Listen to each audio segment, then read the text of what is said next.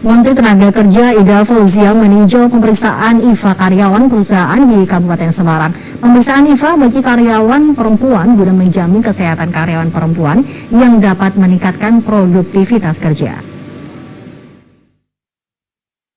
Masih dalam rangka memperingati bulan K3 atau Keselamatan dan Kesehatan Kerja, Menteri Tenaga Kerja Ida Fauzia meninjau kegiatan pemeriksaan IFA bagi karyawan perempuan perusahaan jamu di Kabupaten Semarang. Sebanyak 1.471 karyawan perempuan PT Jamu Sido Muncul melakukan pemeriksaan IFA sejak tanggal 8 Februari lalu. Menteri Ida Fauzia mengingatkan perusahaan untuk memperhatikan kesehatan karyawan, baik laki-laki maupun perempuan, karena dapat meningkatkan produktivitas kerja. Terlebih, kanker serviks merupakan penyebab kematian kedua terbesar bagi perempuan setelah kanker payudara. Ida Fauzia menambahkan Kementerian Tenaga Kerja sejak tahun 2015 hingga 2019 rutin melakukan pemeriksaan IFA dan sudah memeriksa sebanyak 18.000 karyawan perempuan perusahaan di Indonesia.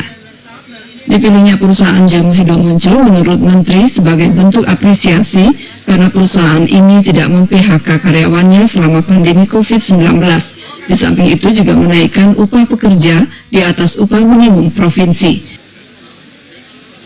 Dengan melakukan IFA tes ini, produktivitas para pekerja kita lebih baik lagi karena kita bisa melakukan deteksi dini terhadap terjadinya kanker serviks.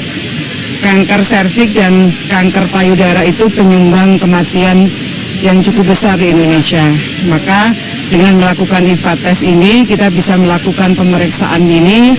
Pekerja kita sehat, produktivitas kita akan naik. Keselamatan dan kesehatan kerja, jadi terutama pekerja wanita, karena biasanya kalau tidak dilakukan tes, mereka untuk mandiri itu takut. Padahal sebetulnya pekerja-pekerja yang terlindungi dari jaminan kesehatan itu ada fasilitas untuk gratis pemeriksaan. Tetapi kalau kemudian harapannya mereka mandiri, tidak mau dan takut dan lain sebagainya.